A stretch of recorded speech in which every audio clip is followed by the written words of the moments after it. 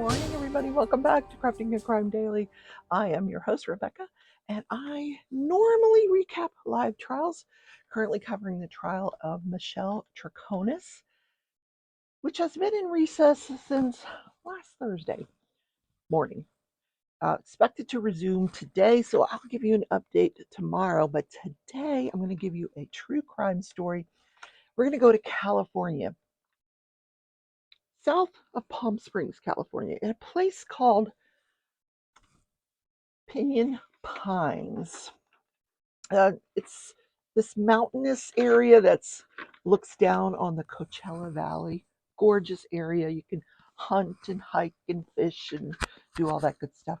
But first, don't forget to subscribe to the channel. And I always forget this. I always forget when I subscribe to a channel to hit the notification bell. You want to hit all so you don't miss a single episode of Crafting and Crime Daily. And also hit that thumbs up button. It helps the YouTube algorithm. Dog's here. Got to give him a snack. Snack. Some cheese. Yeah. Okay. This event that I'm going to talk about, it's also a fire. Similar to yesterday, it was not intentional on my part. I don't have like a book of fires or anything like that. It just happened to be the one I stumbled upon. So this is an event that occurred September 7th of 2006. So we're going to go back a ways. This family was living in Pinyon Pines in a home. Vicki was living there. Vicki Friedli. She was living there with her daughter, Becky. Now, her ex-husband had built this home for their family, and they had lived there for many, many years. They had 3 kids. Becky had 2 older sisters, Tanya and Drew, who were both currently in law enforcement at the time. So Becky was the only one living at home with her mother, Vicki, but her mother, Vicki, had a live-in boyfriend named John Hayward. Now, Vicki worked at a department store, probably for minimum pay, and John did odd jobs. Now, I researched him a little bit and said he was not legally allowed to work. Now, what the heck does that mean? Does that mean you can't work because they might dock your pay to give money to somebody you owe? I don't know, just a guess on my part. So he was doing odd jobs. And after I tell you about what occurred, you might say, should we look at him? Maybe, because he had some connections to methamphetamine, allegedly.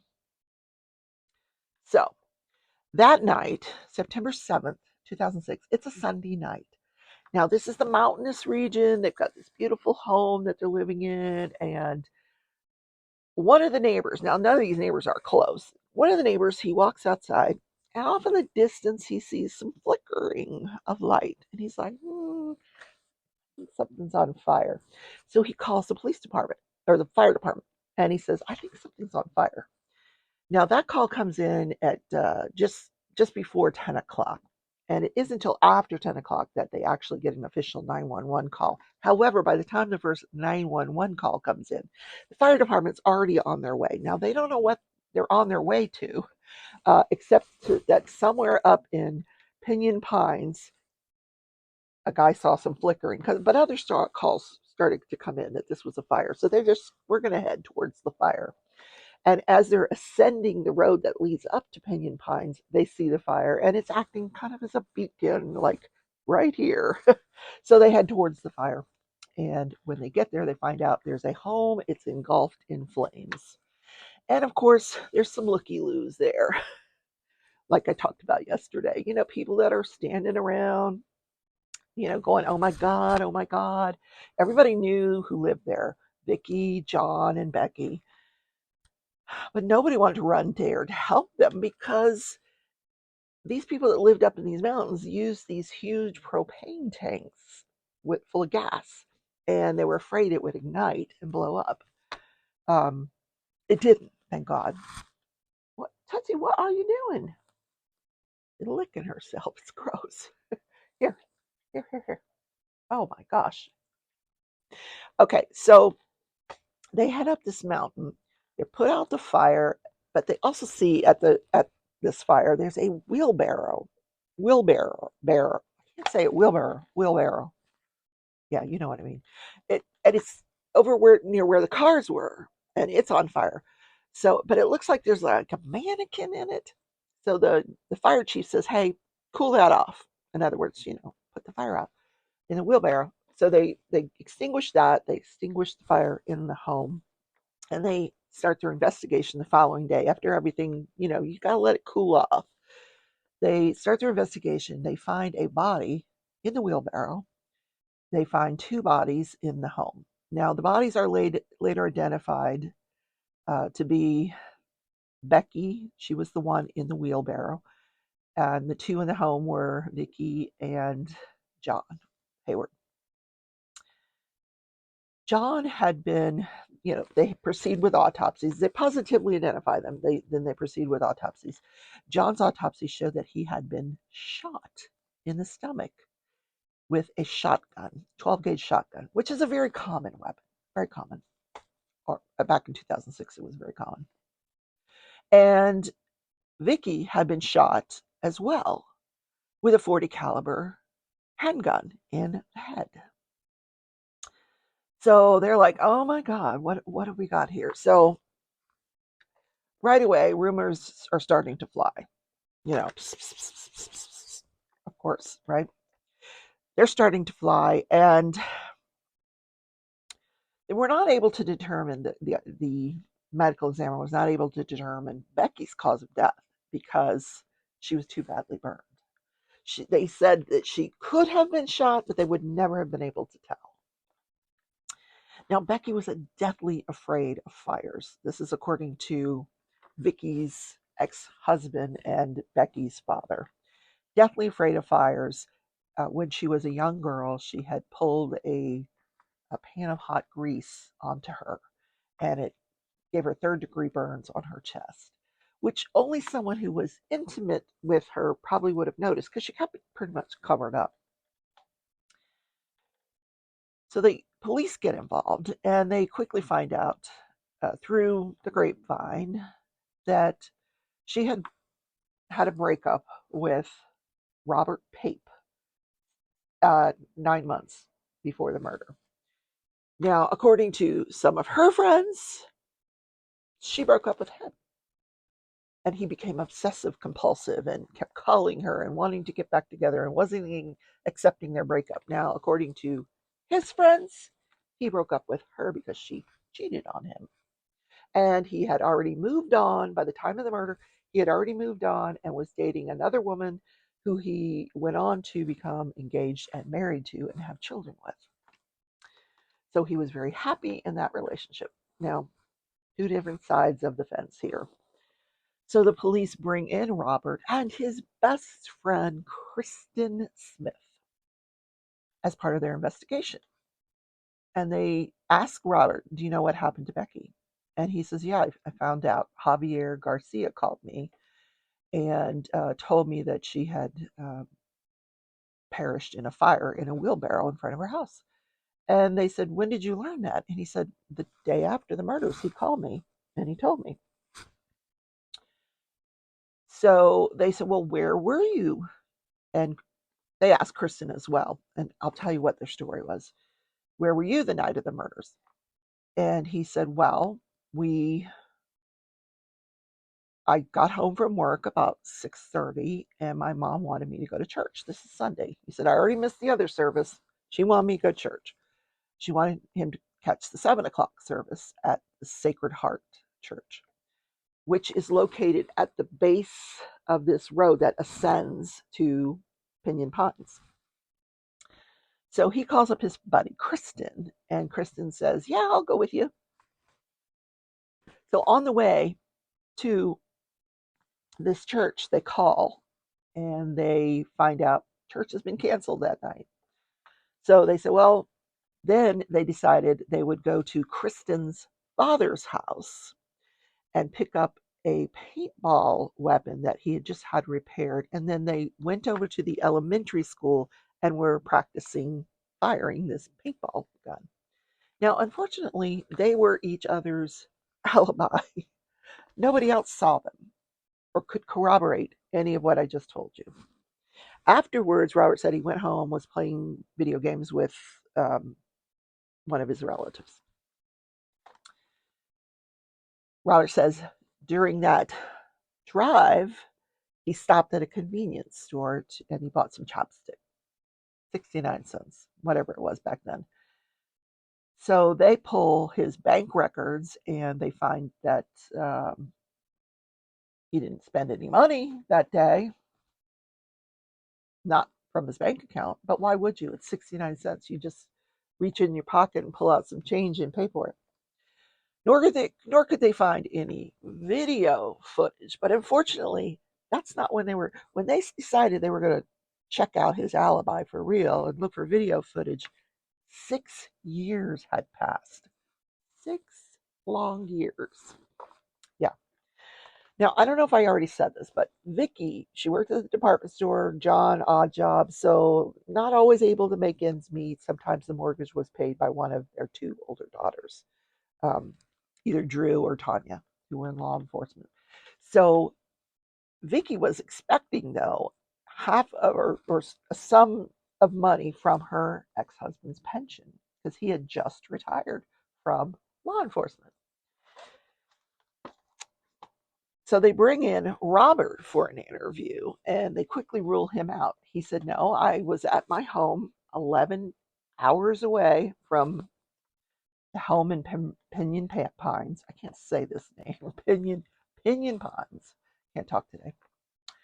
And they corroborated his alibi and they said, but will you give us a polygraph? Yes, I'll do a polygraph. He did a polygraph, passed it. So they ruled him out. So 6 years goes by. And then the ex-husband, the former law enforcement officer who was friends with this other law enforcement officer who became a private investigator, he offered to help him. He says, let me help you. Let me help you solve this murder. So he hires him. And what they do is the family starts to bring in the media and they have these press conferences and they hire a billboard and they're giving out a reward. I'll show you one of the billboards they had pictures they had made. It says Becky before and after, and you see before this gorgeous picture of Becky and after this picture of a wheelbarrow. So tips started coming in again. Now also, after this 6 years has gone by, the district attorney is running for office. So when they're unable to corroborate the story that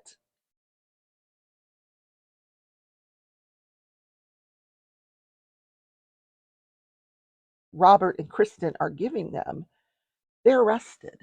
They pull phone records. Phone records show that Robert's phone pinged at the bottom of the ascent to Pinyon Pines at around 7 o'clock that night, and that he doesn't get home till after 10, plenty of time to commit this murder. And the cell phone, after that one ping, contemporaneously with that ping, Kristen's cell phone is pinging on the other side of town, on the other side of Coachella Valley. But after that, both of their phones are turned off. Now they're saying that as they progress to Kristen's father's home, and Kristen's father, they pull him in, and he's like, "Hey, I was out of town. I don't know." He couldn't corroborate their story either. So they said they got this paintball weapon, and they went to practice. They said Becky kept calling to try to get him to go hiking with her that night. Now, when they interviewed this Juan Garcia was Becky's best friend. She had completely friend zoned this guy. And she had dated his cousin, Santiago, for a few months prior to the murder, but had recently broken up with him. But the police never looked at it from that angle. They bring in Garcia, and Garcia tells them, I told Robert, that your ex-girlfriend died in this fire. And they said to Robert, they said to Garcia, went, how did you get that information? When did you first find out about this wheelbarrow, that she died in a wheelbarrow? And he goes, not till 4 or 5 days later when I asked her sister, and her sister told me. So didn't match up with what Robert was saying. So how did Robert know that she died in a wheelbarrow if Garcia didn't find out about it for 4 days? Which one's lying?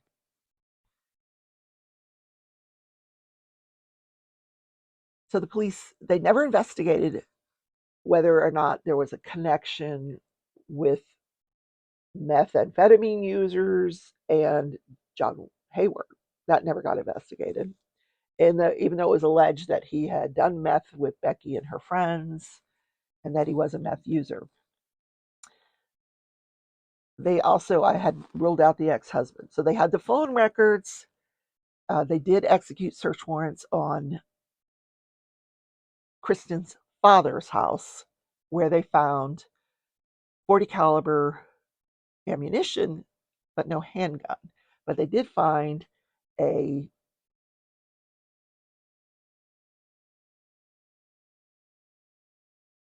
holster. I couldn't think of the name. A holster for the handgun. But they said, no, we don't own a handgun. But they did find the 12 gauge shotguns, which could have been similar to the ones used at the murder. There was no ballistics done to show that one was related to the other. Also, what was found at the site of the fire was a business card. This woman who would give out business cards all over town. They found a business card. It was about anywhere from 200 to 600 feet. I hear you, 600 feet from the fire. And on this, they take the business card and they take some DNA off this business card. And they send it to no less than 4 different labs before they finally get a hit. And it's showing that it's Kristen's. It's a partial DNA profile that comes back to Kristen, who says he had never been at her home ever, that they did not go hiking with her that night. Kristen actually corroborated Robert's story that Becky had come over to Robert's house the evening of the murder and asked him, or before that, she came over days before the murder and said, invited him to go hiking with her. And he said, I'll think about it. And then when she left, he turned to Kristen and said, I am not going hiking with her. So this is the story Kristen and Robert had worked out. So police also had footprints that lined up to the wheelbarrow. Like one might have been pushing the wheelbarrow and the other one was sort of alongside of it. But for 200 feet, they had this wheelbarrow going, but they only found 5 footprints going in the same direction as the wheelbarrow. And one of them said Vans. And of course, coincidentally, Robert owned a pair of Vans. But my understanding is it wasn't the same Vans that matched the footprint. They never, yeah. So right away, these guys are arrested after the district attorney wins his election. He arrests these guys. And this is in 2014, years after the murder. So they both hire lawyers. Juan Garcia, they actually brought this case before a grand jury, and the grand jury indicted these 2 guys. That's when they were arrested. And they were indicted. Some of the testimony that they heard during this indictment was from a cousin of Becky's who told them that the night before the murder, Robert had come to Becky's place of employment, Denny's, where she worked the overnight shift, and he was raising a big stink and he wouldn't leave her alone, and they had to ask him to leave. Well, no one could ever, the defense attorney couldn't find anybody to corroborate that. Nobody. But she was allowed to testify to that in front of the grand jury who indicted these 2 guys. Yeah. So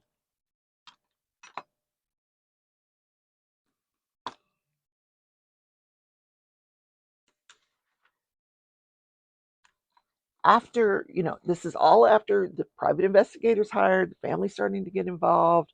This guy's running for district attorney. So the guys are arrested and they're waiting for their trial. So they go, apparently there were several hearings, there were several motions to dismiss, different things are happening, getting ready for trial. And at every single one of these hearings, Robert's wife claimed that dozens of people that supported Robert and Kristen would show up for these hearings. So at one of the hearings, everybody shows up. Kristen's dad, Robert's wife, Robert's mom, Robert's sister, everybody showed up for this hearing.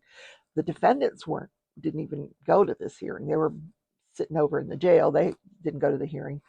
The DA, the district attorney, gets up and announces he's dropping all the charges. All the charges were dropped.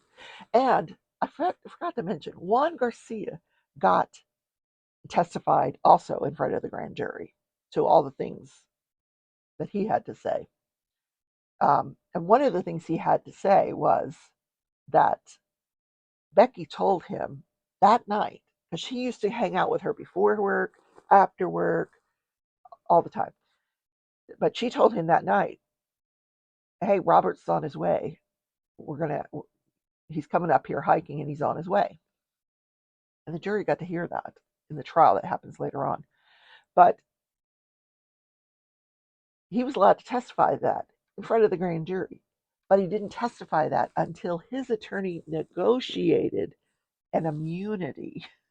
So in exchange for immunity from any prosecution, he gave that testimony. And it just so happens his father was a private investigator for the district attorney's office. So they come in that day for the hearing and all the charges are dropped. So they get out, they go home to their new baby. 2 years later, I forgot to tell you, the district attorney lost the election. A new district attorney comes into office and he says, I'm going to look into this. I'm looking into this. He does. He looks into it. And in 2016, they are charged again and brought back in and put in jail. And this time, a trial does occur. And all those things I talked about are brought into the trial.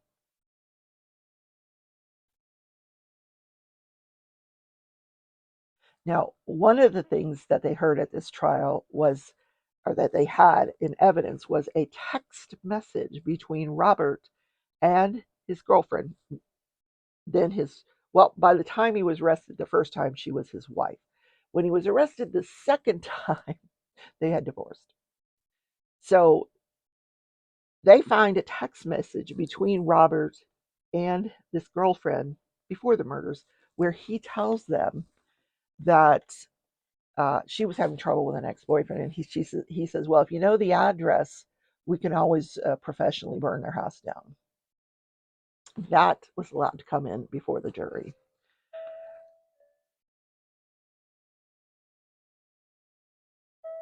The testimony of Juan Garcia came in before the jury. The business card DNA came in before the jury. The cell phone information came in before the jury. There was no videotape from the convenience store where he was supposedly bought the chapstick, because every 7 days that gets erased and they record over it. So that wasn't available. And then they brought in bank records to show he hadn't made any purchases the day of the murder. Interestingly enough, when the defense pulls the phone records of Juan Garcia, who's got immunity, they find that his phone pinged that night near Rebecca's home. And Juan had voluntarily told police, yes, I was at her home that night. I was there. You're going to find my footprints there. I was there. And that's when she told me Robert was on his way and they were going hiking. And I wasn't going, I think he had hoped he could go along.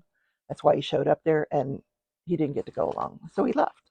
So in June of 2018, the two best friends are convicted of second-degree murder of Becky and first-degree murder of Vicki and John. Now, they have appealed, and they have a huge following of people who say that they have been wrongly convicted. And so I read the appeal, and they appealed on a whole bunch of grounds. And what they said was, separately, these would warrant a new trial if the appellate court agreed with them, and cumulatively they were prejudicial to Robert and Kristen, and they should be granted a new trial. So one of the things they said was the delay in prosecution alone caused them prejudice. They couldn't go back and get the video from the convenience store to help their alibi, and then they were prejudiced. Well, the appellate court did not agree with them. They said, yeah, there was a long delay in prosecution, but you were not prejudiced. Then they said that because they weren't able to put forth any evidence, the judge would not allow them to talk about other people who might have committed the crime. In other words, Juan Garcia and his cousin Santiago. Sigfredo's another trial. They were not allowed to talk about that because he said it would have required a trial within a trial to see if they were guilty or could have been guilty of it. And plus, they couldn't show that by not bringing in this evidence, they were prejudiced in any way. Then the other thing they argued was that the judge ruled they couldn't bring in acts of good character of Kristen. They wanted to tell the jury, this is a decorated war veteran, 2 Purple Hearts and a Medal of Valor. He went into Afghanistan, Army Ranger, and dragged one of his friends out. Apparently, one of the people in his, what do you call them, platoons or whatever, anyway, launched a grenade, but it didn't go the way they thought it was going to go, and it went towards his friend, so he jumped on top of his friend. He took grenade shrapnel for that. Then he dragged his friend to safety, and I don't know. So, but the judge would not let them tell the jury that. And the appellate court said, yes, but you weren't prejudiced by that. They agreed that the jury should have heard that testimony. There's no reason they couldn't hear that testimony, but you weren't prejudiced in any way by them not hearing that testimony. So the next thing they said was Juan Garcia should not have been allowed to testify that Becky told him Robert Pape was on the way to her house that night. That's hearsay. And the prosecution said it's not being offered for the truth of the matter asserted. Of course it is. What other reason would you want to put that in there? And the other side argued, well, because it goes to his state of mind, her state of mind that night. And the appellate court said, they should not have been allowed to hear that testimony. However, you weren't prejudiced by them hearing that testimony. You haven't shown us any prejudice from all these violations you're telling us happened, technical violations. You haven't shown us how you were prejudiced. So they said, yes, that was an error on the trial court's part to rule the way they did, but you were not prejudiced. We can't find any prejudice. So one of the comments that the appellate court said was, yes, you are entitled to a fair trial, because they were saying by all this happening, they did not get a fair trial.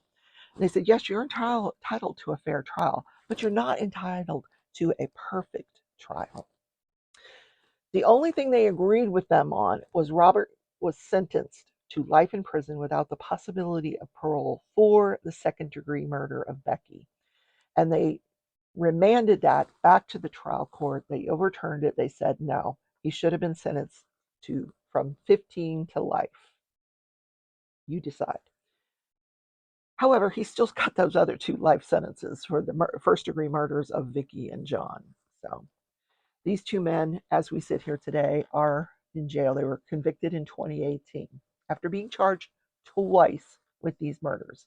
And like I said, there's a huge camp out there that is rallying behind them to get these convictions overturned, that they were wrongly convicted. Were they? I don't know. Leave me a comment. Let me know. Do you know anything about this case? What is your opinion? I hope you guys have a great Tuesday. Stay warm, and I will see you tomorrow in the video where I describe or update you on the Michelle Troconis trial. She's on trial for the murder of Jennifer Dulos. conspiracy to commit the murder of Jennifer Dulos. Unfortunately, the guy that she conspired with, Jennifer's ex-husband, killed himself. So he's not around to face his charges. But I'll tell you what happens tomorrow. I'll see you then. Bye, everybody. Love you.